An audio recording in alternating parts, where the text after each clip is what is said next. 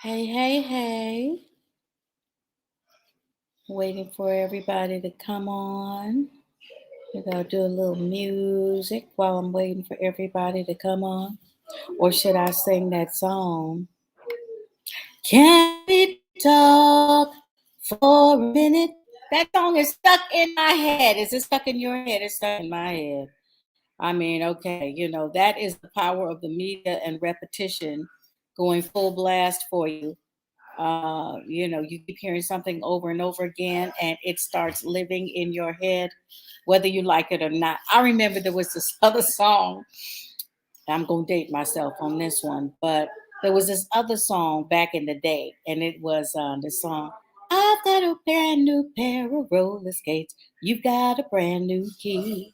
I think that we should get together and try them on to see. Anybody know that song? I hated that song.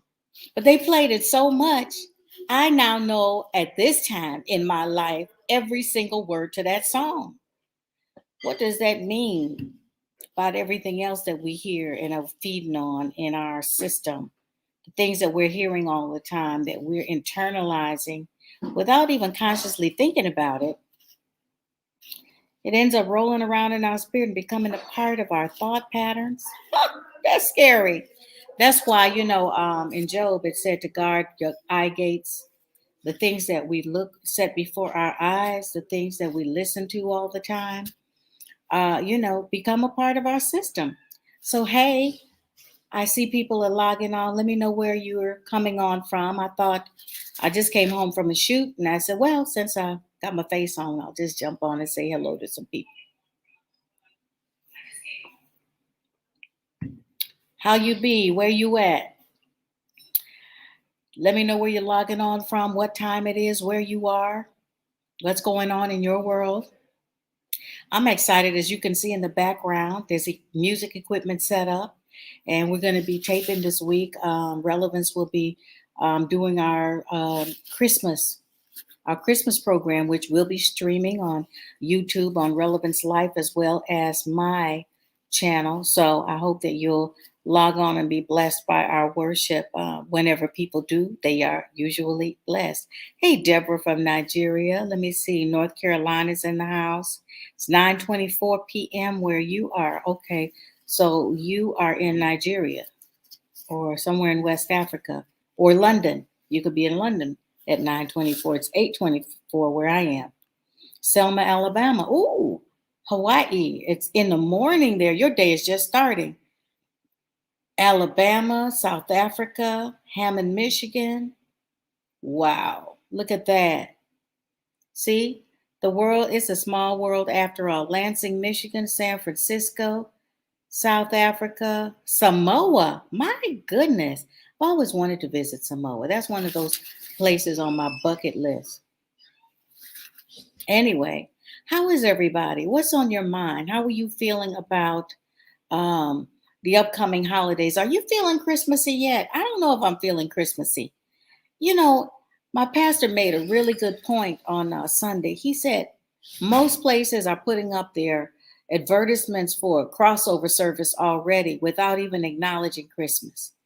Um, you know, if the cross wasn't in place, none of us would be crossing over, let's face it.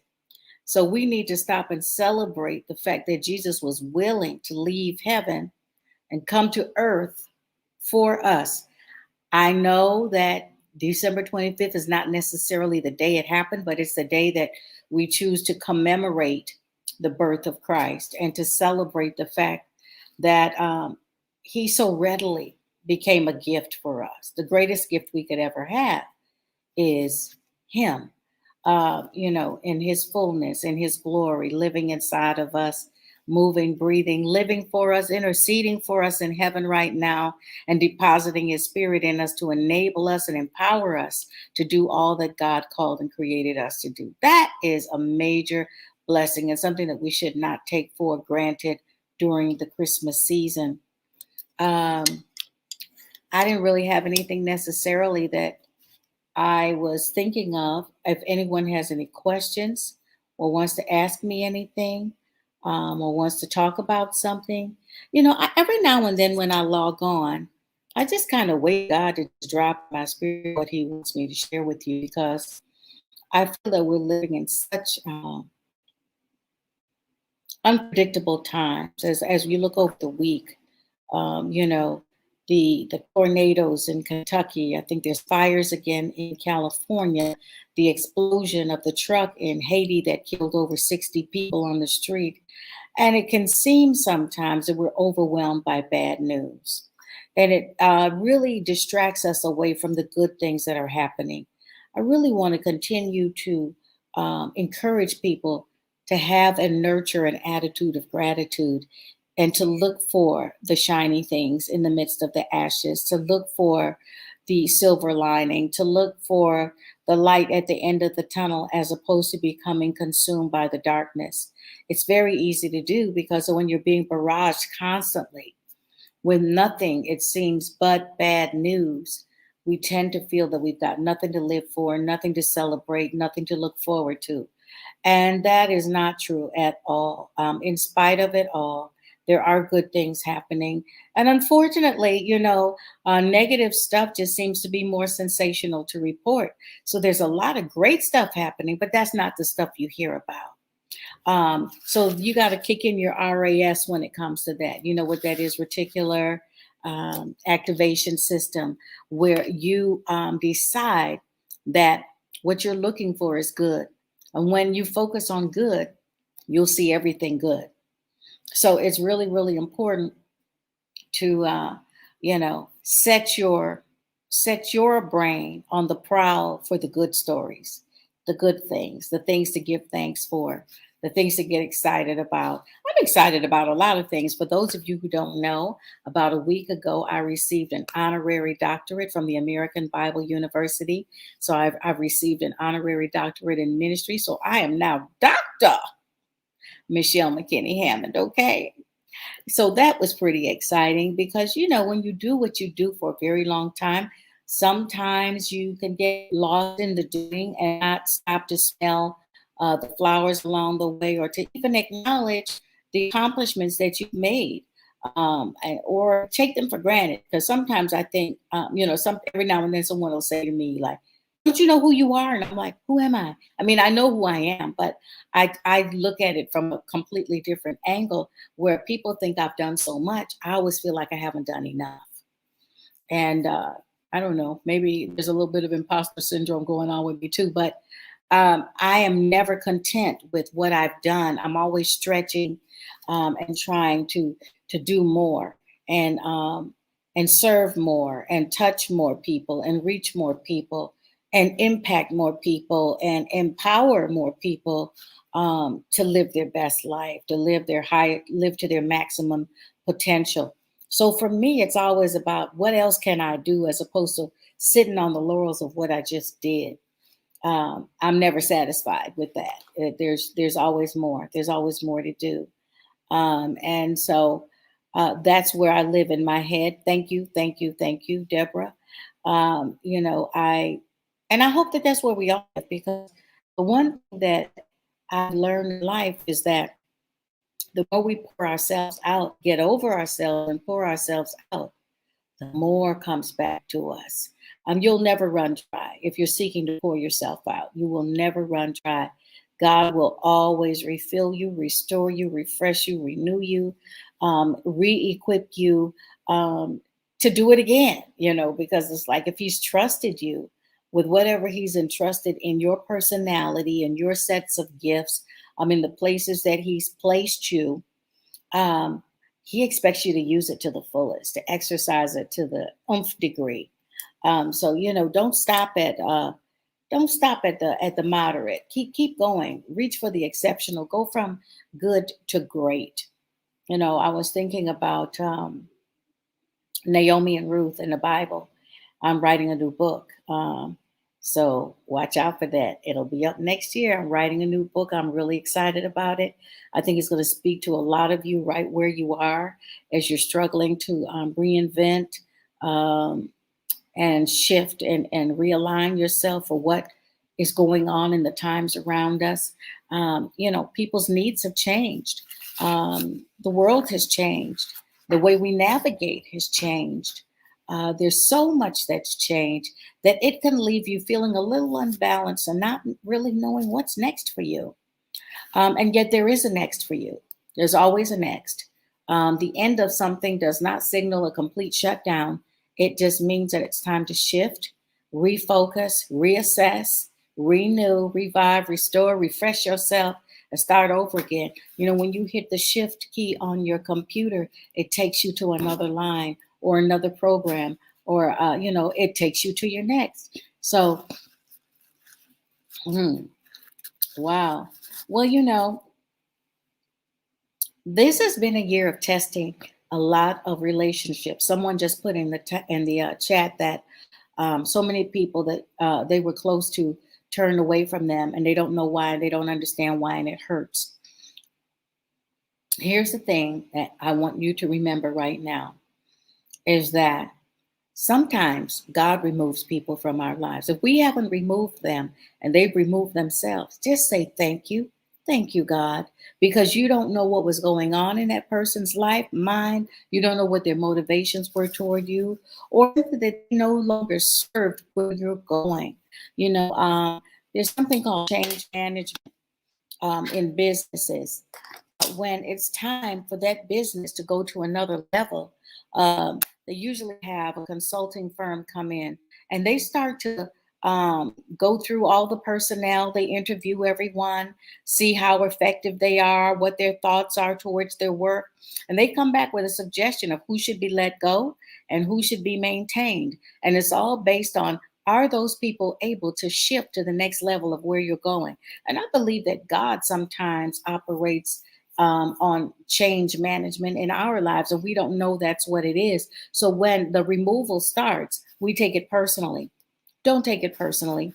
Release those people knowing that they're gone for a reason, as some have said.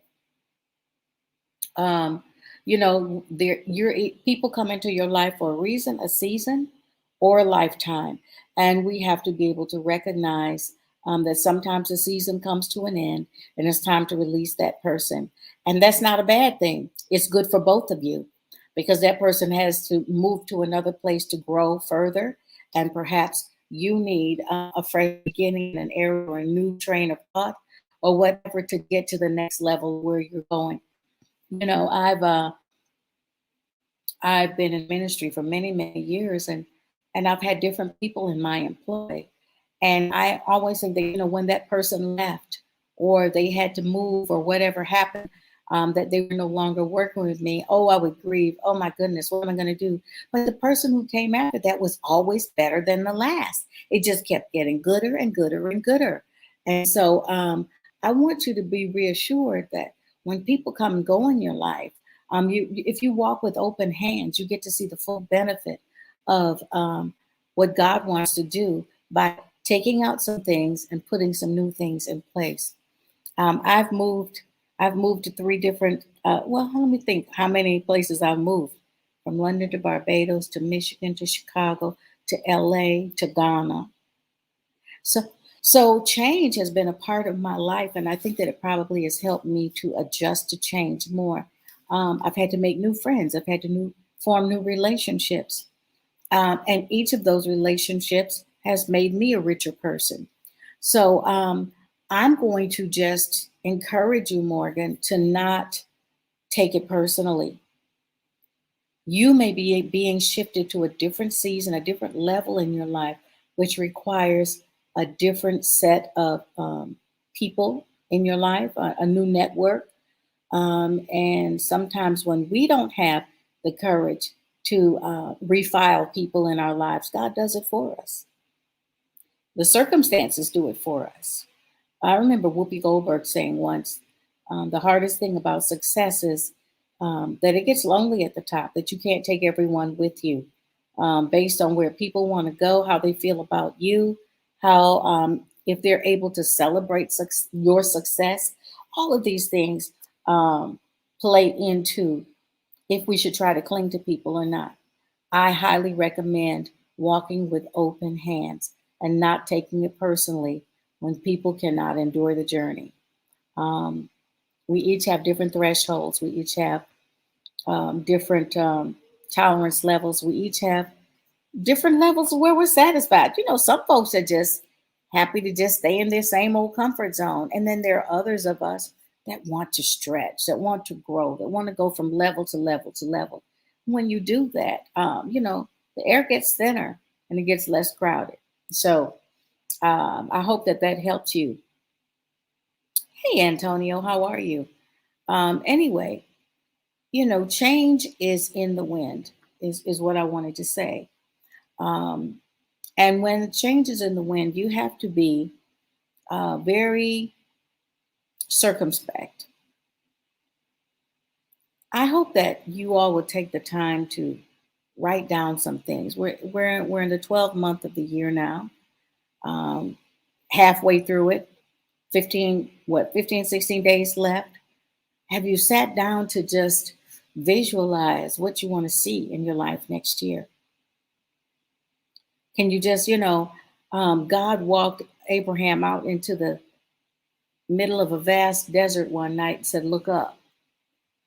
When he gave him a promise, he also gave him a vision. Got to be able to see it, not just hear it, not just know it, not just think it, not just believe it, not just hope for it, but you've got to be able to see it. He said, "Look up. As many stars as you can see, that's those are going to be your descendants." He gave him a vision of the endlessness of his family tree. What's your vision? What do you see? Not what you hope for, but what do you see? Because you'll have what you see, not what you hope for.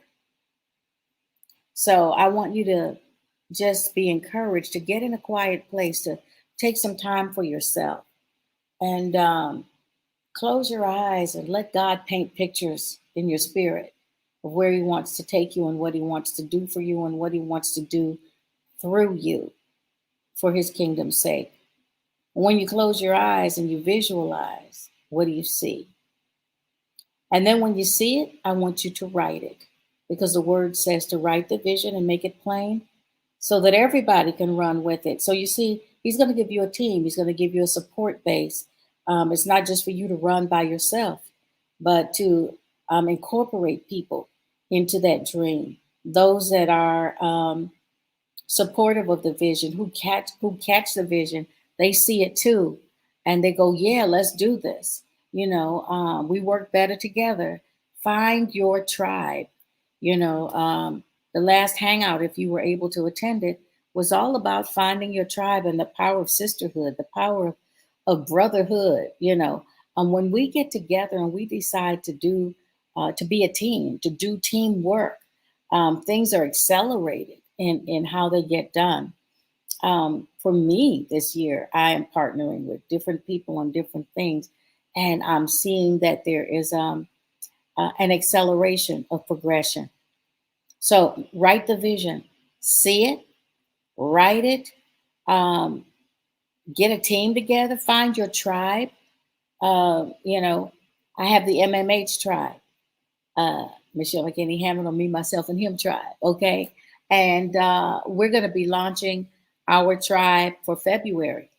So we're just, we've been brainstorming about different things to do with those tribe members so that we assist everyone that's a part of the tribe in actualizing the things that are on their heart and in their spirit. We're excited about that because we've been walking together for like 2 years since COVID happened, and we all got together on the MMH Hangouts and we formed a tribe. And when we got together, we formed a WhatsApp group, and we just are on there daily, encouraging one another. If anyone has a prayer request, if anyone is dreaming about something and needs a little assistance in plotting it out, whatever, we are a network of people that are working together so that we're all better. And that's what you got to do. You got to find your tribe. You've got to stay focused and remain consistent. Jesus, who for the joy that was set before him endured some things and ignored some things. He endured the cross, despising the shame. He endured some things and ignored some things in order to get where he was headed. He had a specific goal in mind. He did not allow himself to be talked out of it, misdirected from it. Um, He was in it to win it, and he did. He won us.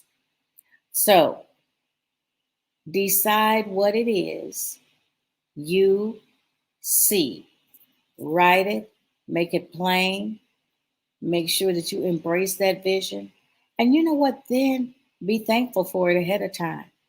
Because if God gave you the vision, He's going to assist you in doing it. Now, let me say this: God's not going to do your work for you. Okay. Well, let God do it. No, that's not how this works. Um, you are the legal gateway of the Spirit of God into the world. It says, unto him who is able to do exceedingly abundantly above what you could ask or think, according to the power at work in you. This suggests that you actually work it out. Okay. He gives you the inspiration, he gives you the ability, and he says, now go handle your business. Do it. Faith without works is dead. Okay. It's not enough to just believe it. God needs your hands in the earth realm to do what you have to do. Okay. He only steps in the areas of impossibility with a miracle. And you know what? Not that many miracles are needed if we're on our job. Miracles are supposed to be for the unbelievers, not for the believers, because we're supposed to be able to do the work. So, yeah, the prayers of the righteous avail much. That's very true. But the prayer is to get direction. It depends on what your attitude about prayer is. Prayer is not ordering around God and giving him a list of things to do for you. Prayer is where we come into his presence and we avail ourselves to what he wants to tell us, how he wants to direct us, what assignment he wants us to carry out. And as he gives us those instructions, we take off and we are obedient to those instructions.